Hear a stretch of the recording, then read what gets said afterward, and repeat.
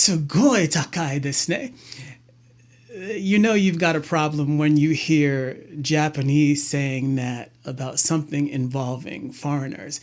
And this is something that I normally wouldn't cover, but it is something that is registered on the radar of many foreigners. So there is recent news that the Japan government is considering a revision to the immigration policy related to permanent residency. And that's an increase in the minimum income that a foreigner has to earn in order to be able to obtain permanent residency in Japan. Now, first, what is permanent residency? Well, if you're a foreigner here in Japan, you're generally here on one of a handful of visas. And so that could involve an employer sponsored visa, it could be a spouse visa, it could also be something related to specialized skills, and that could be something like farming or construction. And Japan does annually bring in quite a number of workers under the specialized skills visa due to labor shortages. Okay, so permanent residency effectively sort of gives a foreigner in Japan sort of more firm standing. They don't have to go through the constant visa renewals every sort of 1 year, 3 year, or 5 years. It also does not have any restrictions on the type of work a foreigner can do. And so that means that foreigners have access to pretty much the entire range of opportunities available in Japan. Now, of course, there are some challenges with that. One, obviously, having the right set of skills, and obviously the language skills, and sort of whatever an employer might be looking for as it relates to the labor force. The other issue too is that you have access to some benefits that are available to Japanese. So, for example, you can get loans, whether it's a home loan or an auto loan.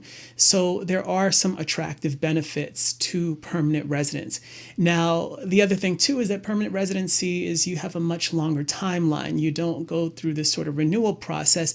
You do update your permanent or your residence card because there is a validity date on it.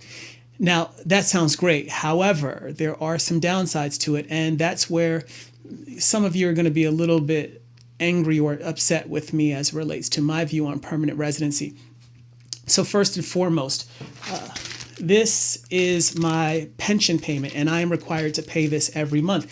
Everyone in Japan is required to pay it, and particularly foreigners. This has become a hot topic because this bill is roughly $100 per month, $115 per month, roughly, at least for me.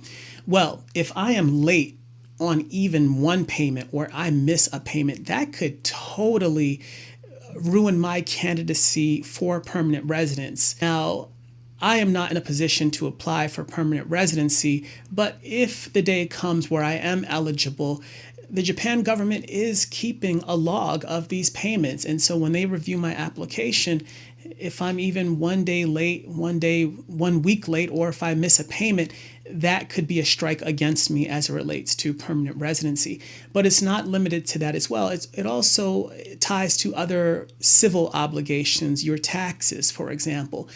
Things like speeding tickets could also count against you because what Japan is looking for really is good conduct, and that the foreigner or the resident is, or resident candidate is demonstrating that they can meet their social obligations and that they have good conduct. And so any violation of these things that I just mentioned could be a strike against you and could ruin the candidacy for permanent residency.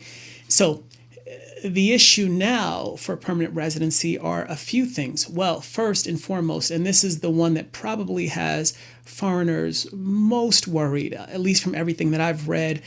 Some have been on my YouTube comments. Some have also been on some of the message boards, Facebook, Reddit, and so on. You can find them anywhere. Is the income requirement. Now, the income requirement is 479,000 yen per month. This is what they're looking to raise it to. Now, before that sort of number was not really etched in stone. It really what the foreigner had to demonstrate was the ability to support him or herself so that they would not become a burden on the Japan social welfare system. Well, under these new requirements, you're looking at 479,000 yen minimum salary every month. That's roughly $3,000 US. The other stipulation is that it has to be higher than the average Japanese annual salary. Now, the annual Japanese salary is roughly anywhere from 300,000 yen to 400,000 yen. So that's roughly 2,000 US dollars to 2,500 US dollars. So we're looking at anywhere from a 20 to 50% premium over what the average Japanese salary is in order to qualify for permanent residency. So why has this caused such a stir? Well, many foreigners do not earn that type of salary in Japan. Unless you have a specialized skill, whether it be something like technology or medicine, for example, most foreigners aren't earning anywhere near that. So, for example, an English conversation school teacher or an assistant language teacher for English in a Japanese school, really where it's putting that foreigner is roughly in that sort of 3 million to 3.5 million range in terms of annual salary. And in some cases, it's actually lower than that. And so this is something that really puts permanent residency out of reach for many foreigners. And it has caused quite a bit of despair and really a lot of foreigners to contemplate, at least as far as what I've read over the past several days, their future in Japan. Many feel that there's just no opportunity for them to be able to gain permanent residency in Japan. Then there are others who are married and they could be married to a Japanese national. And that puts them in a real difficult position as well, because what if the average household does not earn that roughly 6 million yen per year? Again, this would be roughly 20% higher than the average Japanese household. So even if you're under a spouse visa, you're still not promised the prospect of permanent residency. And so this is a real issue here. Now, the other thing that I think we have to take into consideration is the fact that, one, this is not etched in stone. This is a proposal put forth by the Japanese government. It will be debated in October. And if it happens to pass the Japanese diet, which is the Japanese government, then this policy will be enacted from April 2027. Okay, well, many of us who are currently here now on valid visas, okay, well, then we could look at that from sort of April 2027 onward, but this will be applied retroactively. And so what that means is that if you're here on a current visa and you fulfill the timeline requirements, for example, let's say you're here for the roughly 5 years that you need to obtain or begin to obtain permanent residency. Well, if you don't meet the salary requirements retroactively, that effectively nullifies your candidacy for permanent residency because you don't meet the income requirements, regardless of what else you've done. Paid your social obligations, had good conduct. Of course, we should always have good conduct, right? But you just don't make it from a salary perspective. Now, and then also you have the situation where you're invested. You might have a home here, or you might have a career here. And so all of a sudden, those things really go out the window. And so therefore, it has caused a lot of hopelessness for many foreigners. The other issue, too, as I mentioned previously, the spouse visa. Well, the spouse visa, typically you'd be eligible to apply for permanent residency after 3 years of marriage and a 3-year continuous stay inside Japan. Well, as I mentioned, not only do you have the income requirements now as it relates to permanent residency for the household, but now you have a situation where your timeline for permanent residency eligibility is being proposed to extend from 3 years to 5 years. And so if you are married to a Japanese spouse and you're creeping up on that 3-year window and everything looks set for you to apply for permanent residency, well, if you're looking at applying from April onward, then you would have your timeline extended an additional 2 years.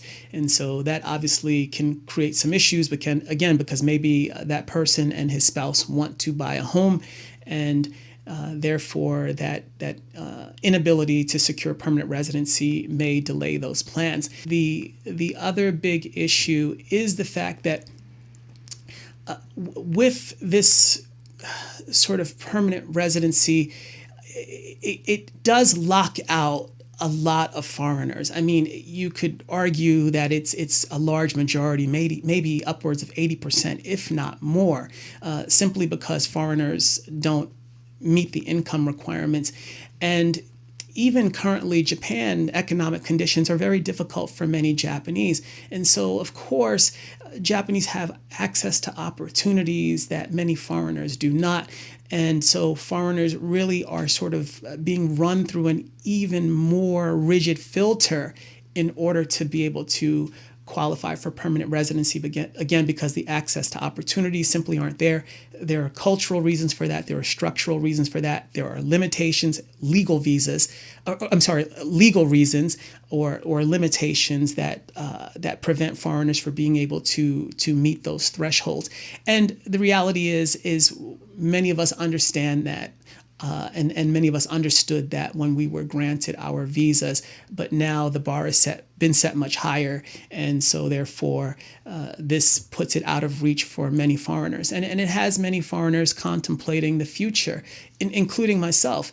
Sort of, is it worthwhile to continue trying to maintain one's existence here, to build a life here? Now, the other side of it, in defense of Japanese, is again, our status here is granted. Nothing is guaranteed to us. And so these ideas of building a life here, or sort of having any sort of long-term viability here, that's not necessarily something that is part of getting your visa, right? That is an aspiration. And so this could sort of achieve, sort of, again, those hard mandates around this proposed policy change. Now, the other thing, too, is, and I don't believe that it is the place of foreigners to dictate Japanese immigration policy. Many of us don't have the right to vote. And of course, we understand, as I mentioned previously, the terms in which we're here under. Japan has a right to do what's best for itself. And so the Japanese government, when it has formulated this draft policy, has determined that this could be of potential benefit to Japanese society broadly and to the country overall. But there is the other side to contemplate as well, is if this policy is enacted, effectively what Japan is doing is creating a pipeline of foreigners who do come in and out of the country, and they have no real vested stake in the country. So they might be, again, sort of brought here to make up for labor shortages, for example, or to do specialized types of jobs, and then they have to move on. And so you're really sort of locking out that individual from ever having the opportunity to be able to really sort of increase his or her investments in the country, to build a life here, to contribute to Japanese society. And so that's a very real thing to consider. Now, on the subject of investment is a real thing. When we invest in something, generally we want to see good returns on it. And this holds true in the permanent residency case. When a foreigner recognizes that they have access to opportunities, they have the opportunity to build a life, generally they're more willing to contribute constructively to what's in the best interest of Japanese society. And so, as I mentioned, when you create this pipeline type situation, you are potentially bringing in a pool of foreigners, again, with no investment. And so that can lead to things like social upheaval, for example, violations of Japanese customs and norms, and also the potential for increased crime as well. Again, when we don't have a stake in something, generally we don't value it as heavily. The other issue to consider too is that Japan becomes increasingly less attractive for foreigners. So, for example, Japan brings in lots of workers from Vietnam to do many of these specialized types of jobs. Healthcare, nursing, for example. Well, Japan currently has a very weak yen, which is currently sort of making it a less attractive place for foreign workers. But now, if you layer on this potential permanent residency change, this could make Japan an absolute zero option for many foreigners who are looking at working in another country. And obviously, we know that globally that there is competition for labor, and so Japan could be from a policy perspective, putting itself at a disadvantage. However, at the same time, there does become the issue of visa fees, for example, the renewals. Those fees are increasing upwards of 300%. And so what normally cost 6,500 yen or 15,000 yen to renew, you're now looking at 200,000 yen. And so, that could be sort of $1,500, $1,200 for these renewals every 3 years. And in some cases, maybe every year. That's a significant cash outlay. And so these are some of the issues that this projected policy change or this proposed policy change really sort of contain. And the stakes are significant. And, what was interesting to me was I've heard from some Japanese on this. When it's raising the alarm bells of even Japanese, now you know that you've got some serious problems. It can't be ignored that Japan has some fundamental challenges, a declining population, low birth rates, and certainly there are labor shortages in which foreigners are needed to fill the void. And this could be a situation where Japan is creating some additional challenges for itself or some unintended consequences. Myself personally, I've never believed in permanent residency. I don't believe that something that can be taken away from you is permanent. I believe that in this situation here, you do have a more solid form of residency than what most people are here under in terms of their various types of visas. But there are very much factors, influences that are both in the control of a foreigner and outside the control of a foreigner that could take or cause that permanent residency to be revoked. And so again, it could be something as simple as missing a pension payment, a traffic violation. These are very real things. And so again, we'll see where this goes, and hopefully again there will be a practical solution that ultimately provides a type of balance for everyone concerned.